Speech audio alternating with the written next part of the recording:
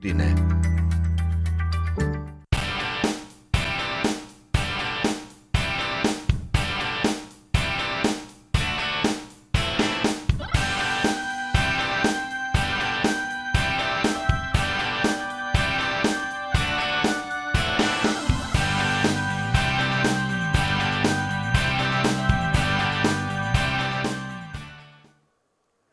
saluto ai nostri amici telespettatori, eccoci puntuali come ogni mercoledì con la rubrica Sportello Pensionati. In studio con me oggi ci sono Renata Della Ricca, della segreteria regionale della CISL, buonasera, e Flavia Blasic, area sindacale FNP Udine. Qui avete cambiato un po' di denominazioni, però insomma in sostanza... Beh, ma l'innovazione, noi chiediamo l'innovazione sempre al governo, alla nostra regione, e anche il sindacato si rinnova, si innova, e quindi cambiamo i nostri nomi. L'importante è che ci sia sempre la sostanza nel territorio, perché noi puntiamo a rimanere, a dare le risposte sul territorio, nel territorio. Mi fa piacere. Sì, no? Diciamo che comunque è un rinnovamento veramente in tutti i sensi, perché punta veramente a facilitare il rapporto, diciamo, con gli iscritti, ad avvicinarci di più. Infatti dovremmo abituarci a questi cambiamenti, anche perché siamo in una fase proprio di evoluzione, no? A seguito della pandemia sono cambiate tante cose, anche è cambiato il sistema di comunicazione, quindi il nostro dovere è quello anche di adeguarci, no? Adeguarci e anche tempestivamente. Infatti stiamo adesso cercando di facilitare l'organizzazione di un'agenda per i pensionati con l'INAS, anche perché adesso usavamo un telefono, però prossimamente si andrà direttamente su internet, ci sarà anche questa possibilità. Adesso ci stiamo aggiornando, stiamo lavorando per migliorare, esatto. Renata, sei reduce da un viaggio a Roma, com'è andata?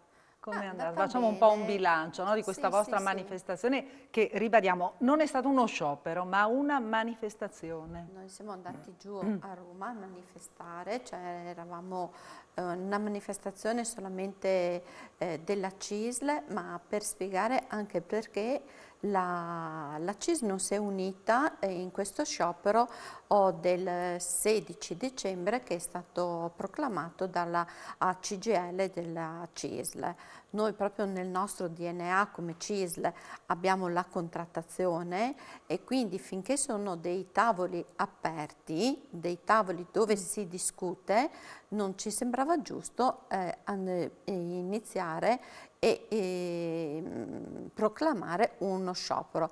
Poi dopo 2 anni quasi di pandemia, 2 anni dove quasi tutte le categorie del lavoro, dove è aumentata la povertà, non è il tempo della divisione sociale, è il tempo della coesione, della partecipazione, costruire proprio un patto sociale tutti insieme, ed è per questo che noi ci siamo trovati anche per confrontarci tra le varie regioni, perché eravamo presenti tutte le regioni a Roma, ed è stata una mattinata impegnativa, una mattinata costruttiva, dove abbiamo discusso i vari punti anche della legge di bilancio. Possiamo dire ai friulani, visto che siamo prossimi al Natale, qualche piccolo regalo sotto l'albero? Non siete riusciti ancora a strapparlo, perché so che appunto avete avuto un incontro anche lunedì per quanto riguarda la riforma delle pensioni. Un regalino, almeno piccolo, niente? C'è piccolo, perché infatti... Piccolo c'è? Sì, perché ci sicuro? Sicuro, perché ci sono già i cedolini della pensione sul portale dell'INPS, e praticamente le pensioni sono state aumentate già da gennaio in base alla perequazione, cioè quell'1,7 che una volta non avevamo. Diciamo che ancora non ci sono la nuova IRPEF e non ci sono neanche le nuove detrazioni perché fanno parte della legge finanziaria che arriverà alla Camera domani e che dovrà essere approvata entro mi pare il 29, no? Perché dopo se no si incorre nel rischio dell'esercizio provvisorio. Diciamo che i pensionati possono già vedere che la loro pensione è aumentata rispetto a quella in precedenza perché la perequazione per i pensionati prima non c'era. Poi si va da un minimo? È l'1,7%, sì. Quindi praticamente in base a quella che è la pensione bisogna calcolare circa il 2%, 1,7%, quindi ci sarà un aumento seppure anche piccolo. Poi prossimamente... Sì, proprio come dicevo, il regalino sotto Sì, quello è il primo regalino e poi prossimamente ci saranno anche meno erariali e anche più detrazioni, perché dobbiamo pensare che per esempio i pensionati erano quelli che avevano minori detrazioni rispetto ai lavoratori dipendenti, invece adesso sono maggiori, infatti la no tax area, cioè la quota di pensione che non sarà tassata è di 8.500 euro, mentre invece per i lavoratori dipendenti è di 8.142. Quindi per la prima volta abbiamo la no tax area per i pensionati. Inoltre anche il discorso dell'IRPEF. Sono cambiate le aliquote dei gradoni, perché prima c'erano 5 aliquote, adesso ce n'è solo 4. Come sono cambiate? Allora, intanto per le fasce più basse, fino a 15.000 euro, appunto c'è la no tax area, che quindi fino a 8.500 non c'è tassazione. La tassazione comincia dal 23% nella parte superiore fino a 15.000 euro. Poi da 15.000 euro fino a 28.000 la tassazione era del 27, adesso diventa del 25. Poi dal 28.000 Ma questo, cioè, sono tutte notizie, dati assodati, sicuri? Sono praticamente sono ipotesi in itinere? Ormai i tempi sono stretti, quindi la finanziaria è già passata in Senato e domani arriva alla Camera. E quindi? Sicuramente, e forse è stata la finanziaria meno discussa di tutte, perché avevano tempi molto stretti e quindi le commissioni hanno lavorato giorno e notte, quindi qui è un merito che va a Draghi sicuramente, che li ha molto spronati. E c'è da dire anche che tutti i partiti sono al governo, eccetto quello della Meloni, quindi anche questo secondo me ha favorito l'iter parlamentare. Quindi possiamo dire che questa tassazione, seppure non potrà magari accontentare tutti, eccetera, magari la riforma fiscale sarà ancora di là da venire come quella delle pensioni, però ci si sta lavorando, i tavoli sono aperti e quindi questa è una buonissima notizia. Ecco, proprio il tavolo, no? Proprio per quanto riguarda la riforma delle pensioni, parliamo di quello che potrà rimanere. C'è chi ancora sostiene la possibilità dell'introduzione di quota 102, no? Ci sono ancora da parte della CISL abbiamo chiesto che non ci siano queste quote, 101, 102, 103, basta. Un lavoratore quando ha 62 anni e 41 anni di contributo, per la CISL riteniamo che abbia versato a sufficienza per andare in pensione. Il tavolo che si è aperto... A prescindere quando uno raggiunge 62 anni... Sì, e 41 anni di contributo. Però 41 anni, 41 anni di contributo. Poi la CISL, come è stato ribadito ieri al tavolo, ci sono le uscite anticipate, abbiamo chiesto l'APE social, per la pensione anticipata, una flessibilità per le donne.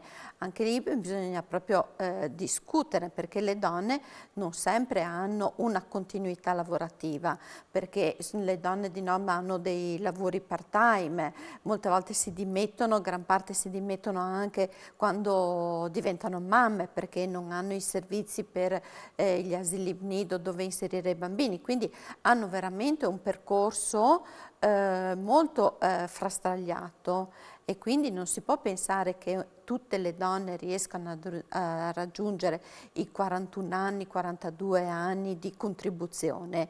Quindi dobbiamo pensare dei percorsi agevolati per le donne. E altra priorità per noi sono anche delle pensioni di garanzia per i giovani, perché i giovani non pensiamo solo ai diciottenni, anche chi ha 45-50 anni Cioè, sì, appunto, che prospettive che ha andranno in per il pensione con la momento? pensione contributiva e saranno veramente delle pensioni molto basse, quindi bisogna pensare a delle pensioni, a dei fondi complementari, ma anche pensare a una pensione di garanzia per i giovani per quando andranno in pensione, anche perché adesso abbiamo l'invecchiamento negli ultimi anni, dai dati anche OCSE è diminuito, è un po' diminuito, si è fermato, ma fra 10 anni praticamente avremo un lavoratore e mezzo o che dovrà versare per ogni 3 pensionati, quindi veramente un pochissimo, e dobbiamo trovare dei percorsi per poter permettere a tutti di andare in pensione. E quindi come CISL abbiamo chiesto delle pensioni anticipate per i lavori gravosi, per i lavori usuranti che ci sono già, ma anche per tutto il mondo dell'edilizia. E per quanto riguarda le maternità, perché anche questo era un vostro cavallo di battaglia, veder Sì. riconosciute anche, veder Che vengano riconosciuto il periodo di riconosciute un anno per maternità. ogni Per il figlio. momento qualcuno ha recepito il messaggio o hanno tutti È nicchiato quelli che stato il erano primo incontro ieri, quindi ci sono non è ancora stato altri. affrontato. Non è stato ancora affrontato perché da ieri si è partiti col primo incontro, ma ci saranno più tavoli, più incontri per parlare dei vari tipi di pensionamento. Cioè non è che si può chiudere con un incontro tutta la riforma pensionistica, perché fino ad oggi abbiamo avuto sempre riforme pensionistiche, con l'ultima anche della Fornero, che sono sempre state dei tagli, delle riduzioni. Non si è mai pensato a fare delle pensioni che possano agevolare sì i lavoratori che stanno lavorando, ma anche pensare al mondo dei giovani. Ecco, comunque c'è sempre questo spettro, paura del ritorno alla Fornero. Sì. Questo spettro c'è sempre, si dice che potrebbe ritornare, che potrebbe riapparire nel 2023. Beh, allora intanto c'è un equivoco di fondo perché la Fornero c'è ancora, non è mai stata Non abolita. è mai stata eliminata. Cioè, l'unica cosa che è stata aggiunta, ecco, diciamo, è stata la quota 100, che adesso per quest'anno, perché è limitata al 2022, è un provvedimento provvisorio, è la 102, dopodiché verrà superata sicuramente perché i sindacati si stanno adoperando appunto per raggiungere quello che ha detto Renata. Ovviamente appunto 102 tra l'altro va ad accontentare una platea anche ridotta di persone che andranno in pensione, quindi, e tra l'altro è anche costosa, quindi è molto meglio puntare sulla flessibilità, perché la flessibilità, non tutti i lavori sono uguali, non tutti i lavoratori possono andare in pensione a 67 anni, perché come diceva Renata, pensiamo nel campo dell'edilizia. Un determinato, no? Una determinata mansione, vederlo lavorare ancora. Naturalmente i paletti... Che, insomma, c'è chi si mantiene bene, no? Fino a 67 anni. I paletti che mette il governo chiaramente sono la compatibilità con la disponibilità finanziaria e con la normativa europea. Questi sono i soli paletti. Dopodiché ci può stare tutto perché, come dice Renata, ci può stare davvero tutto perché un docente universitario può rimanere benissimo a scuola, sia all'università fino a 70 anni, un'infermiera oppure un assistente in un RSA oppure anche una maestra d'asilo. Io a scuola le ho viste, maestre d'asilo 65 anni, io mi ricordo di bambini che piagnucolavano quando le vedevano perché le vedevano vecchie e tra l'altro erano sempre acciaccate perché o cadevano, perché purtroppo i bambini piccoli no, magari uscivano a giocare con loro e quindi erano sempre o azzoppate queste signore o erano ammalate, quindi francamente cioè, adesso le hanno anche inserite nei lavoratori usuranti, ma effettivamente... Senti Flavia, possiamo ritornare ad affrontare dopo questo discorso che effettivamente spiega molto bene quella che può essere la situazione. Ci vediamo tra poco, rimanete con noi e tra l'altro possiamo anche dare il via alle telefonate 0432 5735 17 per parlare con le nostre ospiti, le nostre esperte, oppure sms, solo sms al 351 570 5687. Ci vediamo fra poco, rimanete con noi.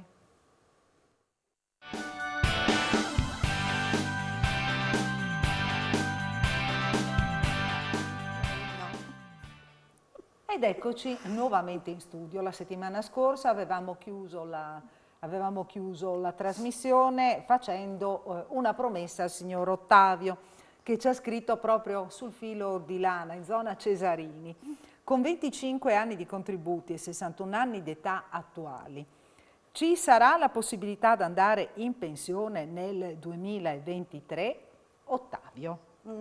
No. No, perché con 25 attualmente. Mi dispiace, signor Ottavio, se non cambiano le cose. Ecco, esattamente, con l'attuale normativa non è possibile, bisogna avere 67 anni in questo caso e quindi andare in pensione di vecchiaia. Se speriamo, non so, in una riforma pensionistica più favorevole, poi dipende dal tipo di lavoro, non so che fa il signor Ottavio magari, no? Se è un lavoro usurante, se è un lavoratore precoce. Non ha scritto nulla. Non lo sappiamo. Ma dice solo che ha 61 anni e 25 di contributi. Adesso, attualmente, in questo momento no.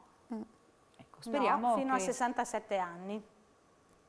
Prossimamente auspichiamo, speriamo, magari in condizioni migliori per i lavoratori. Ecco. Sì, tanto per ritornare alla maestra, sì.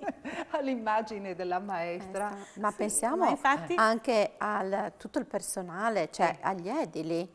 Gli edili perché c'è il boom adesso di questi bonus, il bonus 110, il bonus facciate, quindi si vedono dei cantieri sbucare come dei funghi dappertutto. Non ci sono lavoratori perché veramente li stanno cercando dappertutto, arrivano da tutto il nord Europa, dall'est Europa in Italia, molte volte vengono assunti da queste imprese edili che non conoscono neanche la lingua italiana e quindi c'è la difficoltà anche di comprendere la cartellonistica che ci sono nei cartieri per la sicurezza e qui noi come CGIL, CISL e UIL, ma anche come ci siamo preoccupati proprio per la sicurezza nei posti, nei luoghi di lavoro. Infatti domani ci sarà un sitting a Trieste in piazza perché l'altro giorno è morto un lavoratore in porto a Trieste, ma non solo quello, c'è un lavoratore che muore ogni 3 giorni, sono più di 1000 lavoratori morti solo quest'anno e la sicurezza del posto di lavoro deve diventare veramente una priorità perché non ci si può ammalare e non si può partire la mattina per andare al lavoro e la sera non si ritorna a casa. È veramente una piaga sociale questa e dove anche il governo deve prendere dei provvedimenti. Mancano ispettori del lavoro e noi questo l'abbiamo portato più volte al tavolo a livello nazionale, mancano i controlli. Quello che noi chiediamo è anche una patente a punti per le aziende, le aziende che investono e fanno formazione per la sicurezza e investono sui loro operai. Però posso spezzare una lancia anche nei confronti delle aziende, perché tante volte le aziende investono, fanno preparare il personale e il personale magari tante volte, in alcuni casi non si adegua a quelle che dovrebbero essere le normative, nonostante il lavoro fatto a monte dall'azienda. Sì. No, è importante lì cosa che devi tutti mettere? Praticamente ci deve essere le sanzioni anche per i lavoratori. Se un lavoratore non rispetta le regole all'interno dei posti di lavoro, il datore di lavoro ha i mezzi per tutelarsi e per prendere dei provvedimenti verso il lavoratore. Sentiamo chi c'è in linea adesso. Pronto? Buonasera, con chi parliamo? Pronto? Buonasera, con chi parliamo? Mi chiamo Giulio, il risultato. Chiamo da Tulmezzo. Sì, prego, signor Volevo Giulio. parlare con la signora Renata. Con la signora Renata, prego. Buonasera. Buonasera Renata. Io ho una pensione di invalidità civile a 289 euro. Sì. Io volevo sapere se quando arrivo all'età pensionabile la pensione di invalidità diventa pensione di vecchiaia. Sì, diventa pensione di vecchiaia. Quindi io devo aspettare di compiere il 67esimo anno di età per Sì. avere la pensione di vecchiaia. Sì. Va bene, grazie mille. Prego. Grazie, grazie per Grazie. aver chiamato, grazie. Ma erano stati anche aumentati un po' gli assegni dell'invalidità civile. Sì, Sì. sono leggermente aumentati. Sono leggermente sì. aumentati. Sono a 500 e tanto, no? Mi pare. Sì, Sì. stavamo parlando che poi abbiamo bloccato proprio Proprio della sicurezza, no? della sicurezza nei sui posti di lavoro. posti di lavoro, sì. Che per noi veramente sarà No, anche... sono aumentati perché nel periodo in cui c'è stato lockdown, chiaramente, Covid, no, i numeri Sì, sono sembravano... aumentati, noi abbiamo avuto un periodo che sembrava che erano diminuiti, Sì. poi invece appena ripreso tutti i settori lavorativi sono aumentati anche gli infortuni nei posti di lavoro. Ma in particolare quest'anno sono aumentate anche le morti ed è quello che ci preoccupa. Sono aumentate 3 ragazze a Torino l'altro giorno, la ragazza a Prato quest'estate, uno a Bero, cioè veramente è un stillicidio continuo, ogni giorno c'è qualcuno che non ritorna più a casa dai suoi cari e cioè, tutta la società deve dire basta a questo e il governo deve prendere dei provvedimenti. Sì, poi va anche Investire, detto... dobbiamo investire sulla sicurezza nei luoghi di lavoro. Poi va anche detto che nella maggior parte dei casi sono tutti lavoratori precari, tutti Sì. lavoratori magari a chiamata, per esempio quei 2 ragazzi, sì, no, quelli che sono morti con l'agruno, Sì. di cui uno appunto era un ragazzo di 20 anni e quelli lì erano praticamente lavoratori a chiamata, no? Ecco, e questa è anche un'altra cosa che andrebbe cambiata, perché la maggior parte adesso anche dei nuovi posti di lavoro che si sono creati, come ha detto Renata, con tutti quei bonus che ci sono stati sull'edilizia, eccetera, sono quasi tutti lavori a tempo determinato. E poi va anche aggiunto che purtroppo sono aumentati i posti di lavoro per i maschi, ma per le donne purtroppo sono rimaste, sono quelle che hanno pagato di più durante la pandemia, sono quelle che durante la pandemia sono state utilissime perché si sono adoperate a casa con i ragazzi in DAD, hanno lasciato magari il posto di lavoro oppure hanno accettato un part-time o sono rimaste in cassa integrazione e adesso purtroppo per quanto ci sia una ripresa però le donne rimangono ancora tagliate fuori. Anche perché c'è la necessità di figure professionali esattamente, specifiche. perché comunque non è finita questa pandemia, perché adesso è diventata un'endemia, cioè dovremo imparare a convivere con questo flagello che chissà che cosa ci riserverà ancora, no? Perché anche adesso durante il periodo di Natale vediamo bene che cosa sta succedendo, no? Ci sono tantissimi ragazzi a casa in DAD, parliamo di sospendere tutte le feste in piazza per il Capodanno, è una situazione alquanto pesante, ecco. Certo, sarà veramente problematico Sì, affrontare anche... e soprattutto di nuovo per le persone anziane, no? certo. Perché va detto che quando parliamo per esempio di invecchiamento attivo dobbiamo dire che le persone anziane nella prima parte, diciamo quelle più giovani, come noi, ecco, come me, diciamo così, erano le persone che usufruivano di più di viaggi, di spettacoli, di intrattenimenti e durante la pandemia purtroppo sono stati notevolmente penalizzati, no? E la situazione continua perché anche adesso, nonostante la vaccinazione, perché per lo più avranno già avuto la terza dose o la stanno aspettando, però rimane comunque il pericolo del contagio. Che cosa pensate del tampone per poter accedere alle iniziative? Come sindacato, anche come parere personale? Allora, del tampone in generale, di cosa penso? Nel senso, per esempio adesso stanno parlando, non so, per andare al ristorante, Sì, anche se siamo vaccinati, È non so, deleterio. è Allora, abbastanza... parliamoci chiaramente, è deleterio. Il tampone è una sicurezza se andiamo in certi luoghi è corretto che venga fatto, però se io sono vaccinato, ho fatto la prima dose, la seconda dose e la terza dose, non va richiesto il tampone perché è deleterio, altrimenti io mi chiedo perché devo fare il vaccino se mi serve poi il tampone, quindi non vado a vaccinarsi. E siccome noi abbiamo sempre ribadito anche qui in trasmissione che bisogna vaccinarsi, corretto fare il tampone come viene fatto in tante aziende, ma non per andare in cinema, teatro. Sono vaccinato, vado con la mascherina e si fanno gli spettacoli in sicurezza. Sentiamo chi c'è in linea adesso, poi magari riprendiamo. Sentiamo chi c'è in linea adesso. Pronto? Buonasera, con chi parliamo? Sì, buonasera, sono la signora Marisa, chiamo dalla Tisana. Buonasera, Ho già signora. parlato con la signora Renata credo un anno fa più o meno, sempre per il reddito, perché sono andata stamattina in posta a vedere se era la ricarica e con mia sorpresa mi sono trovata un'altra volta ad avere 21 euro in meno. Quindi da 319 che mi avevano assegnato al 2022 subito praticamente me ne hanno tolti già a 60-80. Io non ho capito se questo è l'aiuto che danno a noi vecchi, se ogni volta che mi devono togliere sempre qualcosa. L'anno scorso.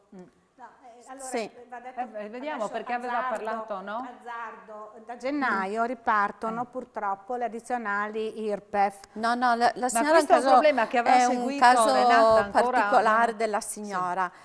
Si vede che nel fare i conteggi gli hanno tolto una parte, ma lei faccia riferimento sempre al nostro sportello, a Davide come l'anno scorso che l'ha aiutata, poi ci siamo sentite, faccia un controllo che in caso vediamo come aggiustare queste mancanze. Sì. Sì, intanto lei il nostro numero ce l'ha. Sì, comunque, infatti, no, perché adesso mi è venuto il dubbio, non è che bisogna aspettare l'ISE, perché io ce l'ho adesso il 18 gennaio l'appuntamento per Ecco, rinnovarlo. perché dopo bisogna fare l'ISE, che dopo deve rimandare di nuovo all'assistente come l'anno scorso. Ok, no, perché sono un po' sull'avvilito, perché le bollette arrivano tale quali anche duplicate ma non si avvilisca. il fondo invece di essere me l'hanno tolto anche quello, quindi non ho capito. Signora, tranquilla, non si avvilisca, che tra un po' è Natale, anche l'anno scorso, in 2 giorni abbiamo risolto tutto. Sì, perché quello mi ero spaventata perché non c'era proprio niente, ero cancellata del tutto. Sì, infatti. Comunque vedremo di risolverla e le auguro tanti auguri di buone feste. Anche a voi e grazie mille. Complimenti per la trasmissione perché vi seguo più spesso. Grazie, arrivederci. Ok, buon Natale a tutte. Buon Natale anche a lei. Grazie. Arrivederci. Ci facciamo una piccola pausa. Rimanete con noi però, Ci vediamo fra poco. Tanti si sono già lamentati, no?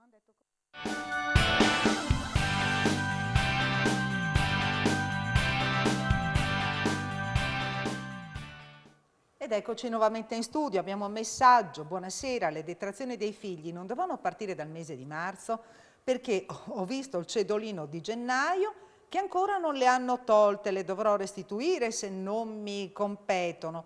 Ho 3 figli e solo uno ha 18 anni. Perché purtroppo non doveva entrare, no?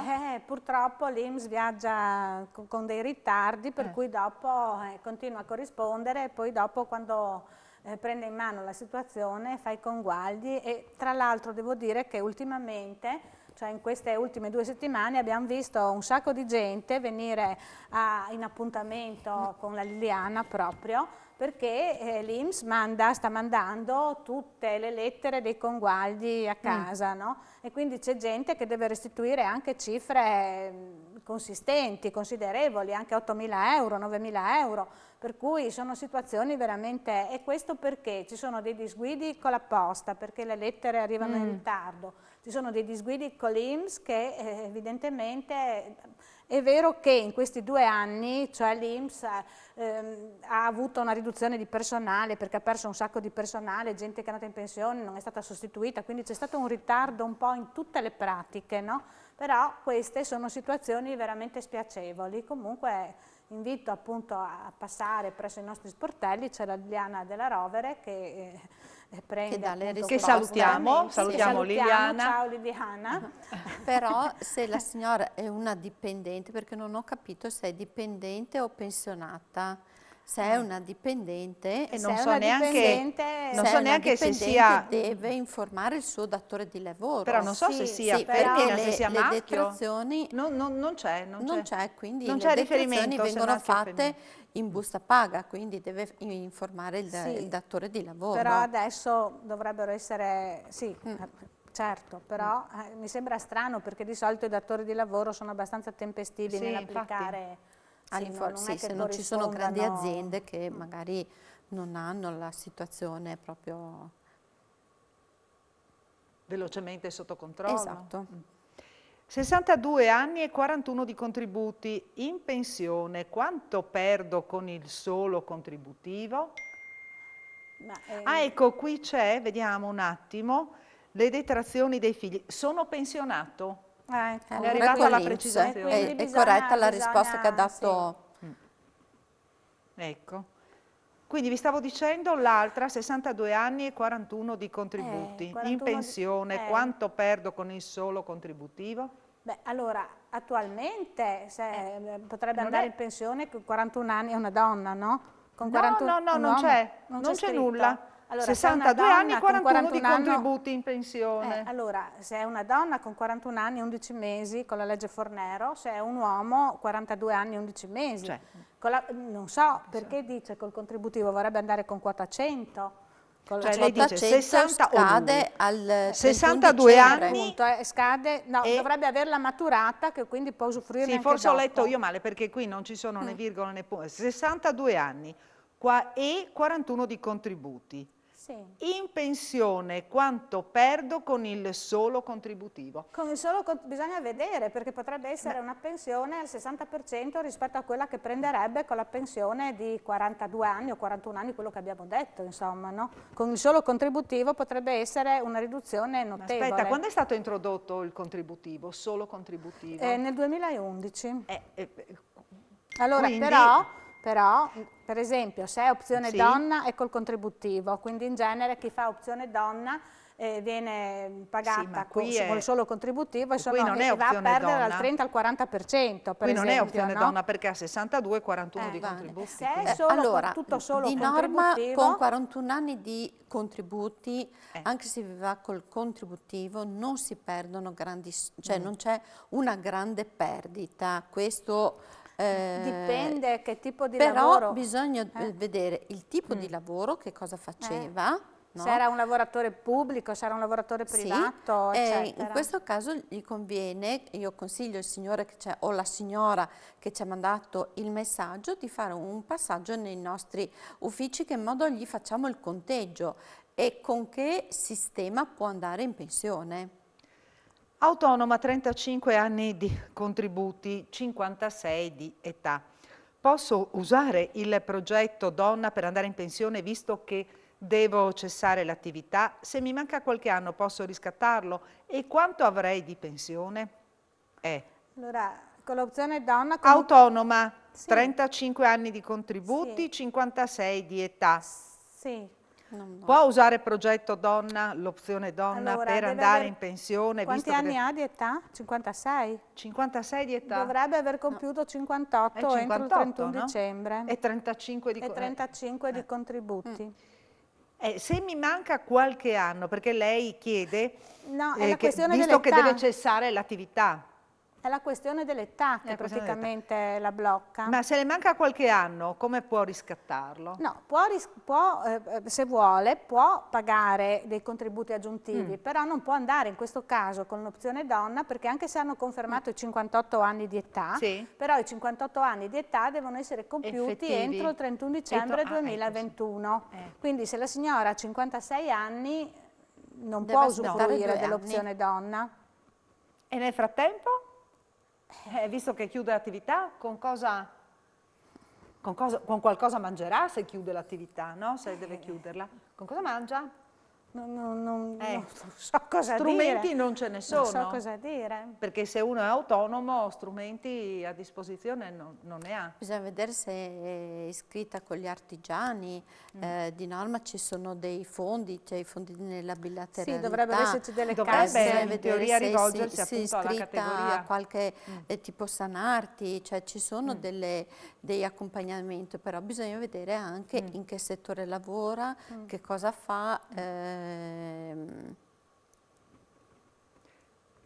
Troppo così, con questi messaggini così, Sì. non riusciamo ad essere esaustive nel dare delle risposte precise. Però perché, ci sono sempre i vostri uffici a disposizione, certo. quindi qui c'è la trasmissione, lo ribadiamo ogni volta, serve per dare delle indicazioni, per dare dei suggerimenti, no? Indirizzare le persone, no, verso il posto giusto, dove andare in sostanza, no? Che cosa anche fare? perché su pensioni, sulle cessazioni, sono materie talmente precise che dobbiamo dare delle risposte. E personalizzate tra l'altro, no? Dobbiamo dare delle risposte corrette, perché se si sbaglia ci rimettono loro, ecco. Dobbiamo chiudere, arrivano ancora messaggi, quelli che stanno scrivendo adesso daremo risposta la prossima settimana. Non posso fare altro che ringraziare Renata Della Ricca della segreteria regionale della CISL, Flavia Blasic, mi dicono di chiudere perché c'è il telegiornale che incombe, Flavia Blasic, area sindacale FNP Udine. Grazie per averci seguito, auguri di buon Natale. Auguri a tutti gli spettatori, buone feste, buon Natale. Ci vediamo prima della fine dell'anno con un'altra trasmissione e auguri a tutti voi. Bene, auguri, ancora auguri, ci vediamo la prossima settimana, arrivederci. Arrivederci.